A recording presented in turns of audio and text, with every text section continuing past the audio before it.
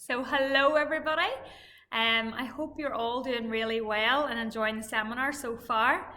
I've seen that there's a great lineup with some really interesting speakers, and at the minute, I think there is nothing more important than spreading awareness around health and wellness, especially with everything that's going on in the current climate. So, a massive thank you to everybody involved in the organising. My name is Shannon McGowan and I'm the Rethink Programme Executive at Business in the Community in Northern Ireland under the Wellbeing and Inclusion team. So I am delighted to be asked to make this short video talking about mindfulness and why mindfulness is really good for making us humans more resilient. So we're going to do a short guided mindfulness practice around eating at the end. So if you just have a piece of food ready, and that might be something like an orange or an apple or a piece of chocolate, any food that you like. And that's the glory about doing all these webinars now online. You can nearly pause the video and go and get the piece of food and come back. So yeah, just to have a wee piece of food prepared for the end, that would be brilliant. So I'm going to start by talking about a man, I suppose, called Dr. Jon Kabat-Zinn. And some of you may have heard of him before, but he is considered the father of mindfulness in the West. And he would define mindfulness as the awareness that arises from paying attention on purpose in the present moment and non-judgmentally. So non-judgmental meaning not labelling your emotions or thoughts as bad, good or neutral. So we'll just spend some time unpacking Zinn's definition because I honestly think that when you understand what mindfulness is, you'll be better then supported to implement the practice into your lifestyle. So mindfulness is basically the idea of being present, and it's paying attention to your mind, your body and the immediate environment at that present moment. So it's really being alert to the continuous unfolding of the present using the deliberate attention. So whenever you practice mindfulness, it reflects only what is presently happening and exactly the way that it's happening, so there are no biases. According to Buddhists, for example, mindfulness is the ability to keep something in mind. So it can be practiced almost anywhere. It can be practiced when you're drinking a cup of coffee, when you're having a shower, when you're going for a walk, if you're eating a delicious lunch, or even when you're holding a conversation with someone.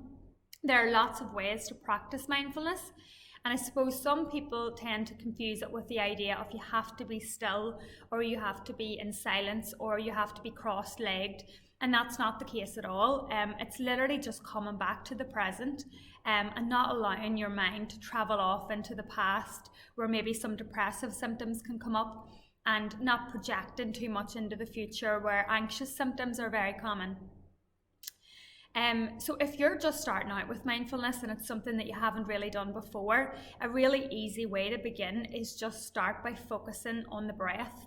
Just inhaling and exhaling, and there's a really good method. I suppose it's called the 4-7. So you would breathe in for 4 and out for 7, and just paying attention, as I say, to that inhale and exhale. Or another really good tip to just start off with mindfulness is use your senses. So maybe you're out for a walk. To become mindful, maybe feel the rain on your skin, or feel the wind in your hair, or maybe focus on the sounds. What can you hear? Is there birds in the trees? Is there water flowing? What can you smell? Is there any smells that are standing out for you? So I suppose there are good tips if you're just starting out in doing mindfulness. So on average, we have about 60 to 80,000 thoughts every day. And I suppose the trouble is that most of these are either about the past or worries about the future. And a lot of research suggests that our minds are actually negatively biased. So I think you need about 8 positive thoughts to try and outweigh 1 negative thought. And that often our minds then can be our worst enemy, and it just leads us into this negative thought pattern, and that in turn can lead to stress, depression, anxiety, and as you know, in turn then affect your physical health. So it's very important, I suppose, to allow yourself to be mindful and come back to the moment and be present. And to demonstrate, I suppose, how little control we have over our mind, I just want you to try this. I just want you to close your eyes down and think of a blue lion.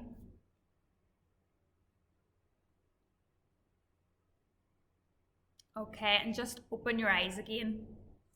And now I'm going to get you to do it again. So I just want you to again close your eyes down and think of a blue lion, but only a blue lion. So don't let any other thoughts interrupt.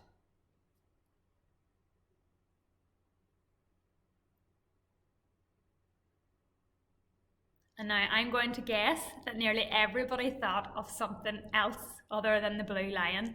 And that's because it's in our brain's nature to wander. You know, our mind never ceases to throw random thoughts our way. But mindfulness can really help us take back that bit of control and help us to develop tools to notice these thoughts whenever they appear, and then allow us to choose the way that we want to respond. So, you know, the brain is a muscle. And it grows like other muscles within our body, and it needs exercise like other muscles in our body. So we could say that mindfulness is almost like doing a mental push-up for the brain. So I suppose as well, you know, there's been a lot of research to do with mindfulness. Scientists have shown that even just 8 weeks of practice can start to change the makeup of the brain positively. So there's a part of your brain called the hippocampus. It's responsible for the positive stuff such as creative intelligence, happiness, and emotional intelligence. And I suppose it can actually change shape whenever you're practicing mindfulness. It can start to grow as such. And the amygdala, which is the part of the brain responsible for the fight or flight mechanisms related to stress, depression, addictive behaviours, actually shrinks during this time. So it's absolutely amazing the benefits that mindfulness can give. And scientific evidence is actually so strong at the minute that many organisations around the world are implementing mindfulness into their wellbeing practices, so such as Google or the NHS. And just for the purpose of this video, we don't have long this morning, unfortunately. Like, I could talk all day about mindfulness and the benefits.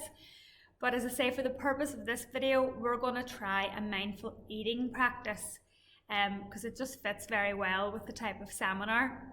And for anyone that hasn't practiced mindfulness before, just try to stay open-minded and just try to enjoy the experience. There's no right or wrong way of doing anything, so really just try your best. So I just want you, as I said this at the start of the video, to just find a piece of food, any food that you like. And just to note as well that eating with mindfulness is not about deprivation or rules, it's just about bringing your awareness to the present moment. So we'll just begin now then. So with your awareness in this moment, notice any thoughts or sensations or any emotions in your body that you're experiencing.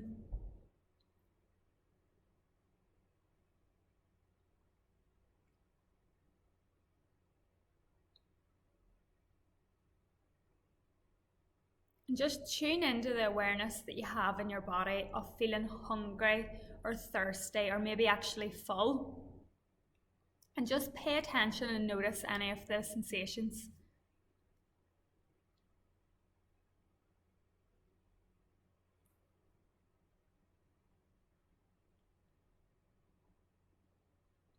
And now I just want you to bring your attention to the food that you have in your hand or at the end of the fork or in the spoon. And just imagine that you're seeing that food for the very first time.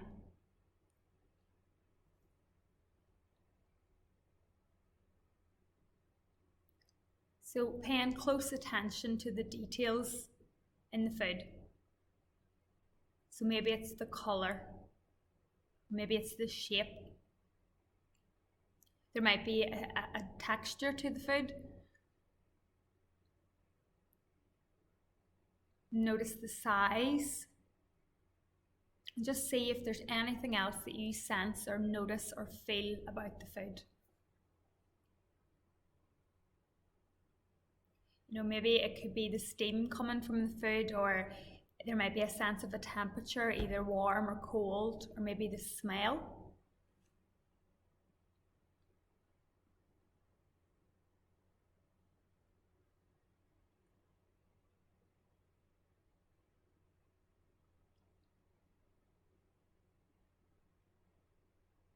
And now just begin to imagine what it actually took for this piece of food to get to you. So think about the sunshine, the water, the amount of time that had to pass, the people involved. Maybe it had to go through a shipping process.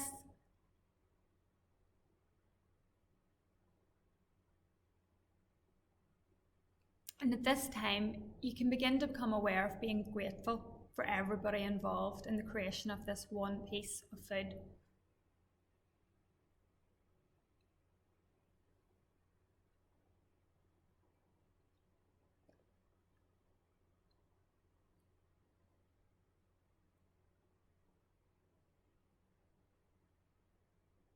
So if the food's in your hand, just notice the weight of the food.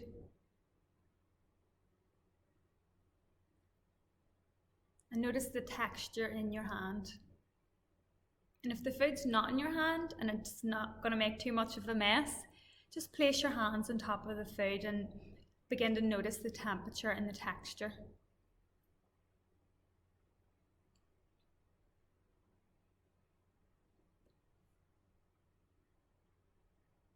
It's very common as well for your mind to start to wander, so if it is wandering, just bring your thoughts back to noticing the piece of food.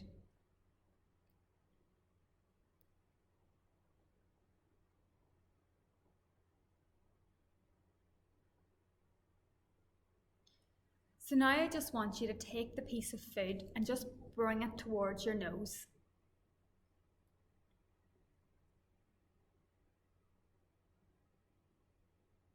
And just notice, does the smell create any reactions in your body? Or does it have any memories associated with it? Even before you even take a bite, you might be imagining what it actually tastes like.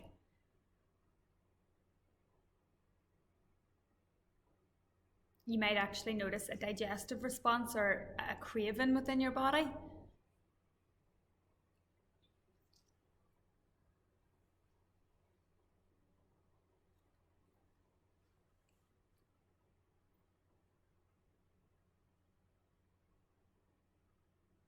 And now, just with full awareness, take a bite and place the food in your mouth. And just try not to chew for a few moments. And just notice the piece of food in your mouth. Maybe you notice it against your tongue or against your teeth. And just allow it to be in your mouth for a few moments. So notice the texture, notice the shape, the weight. Of course, you might even actually begin to notice the taste. So just placing your full awareness on the flavour and the texture.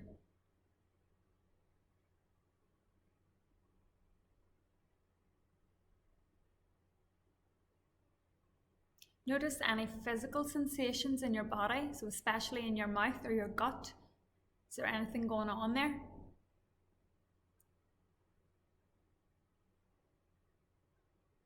Notice any thoughts or maybe temptations. And just to continue to breathe as you explore the sensations that may arise with this piece of food.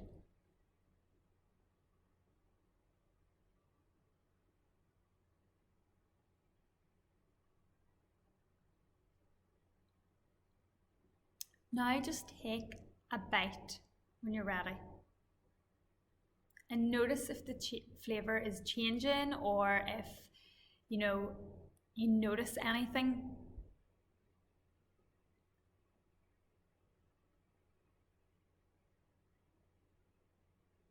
Maybe there's a change in texture.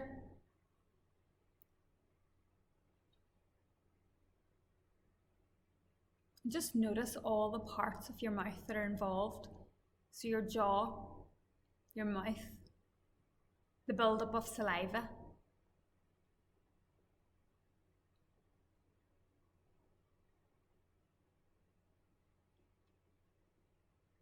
And notice any changes in your mood or in your thoughts. Is there any sensations or maybe satisfaction?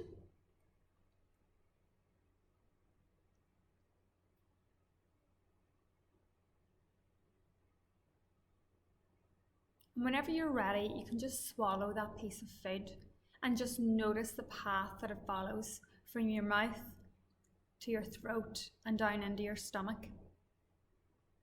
So just noticing any sensations there, or maybe there's your taste lingering.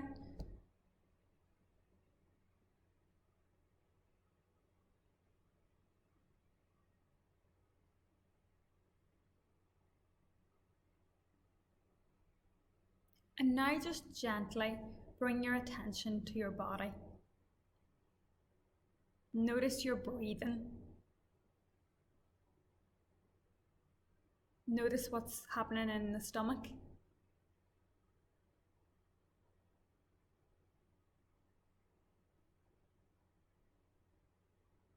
And now just notice the rest of the food, maybe that's in front of you or in your hand.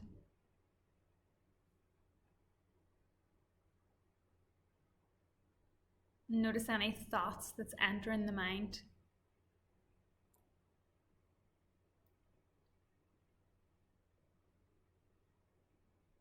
And now I just want you to pick up, if you have the rest of any pieces of food, and just eat it however you wish. And just begin to notice how similar or different the experience is compared to the first time that you took a bite of the food. So you're noticing any sensations or feelings.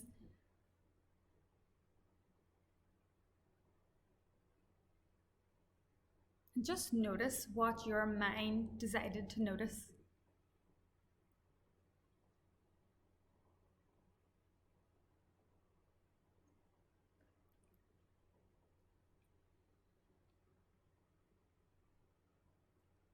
And just with that, you have just completed your mindfulness eating practice.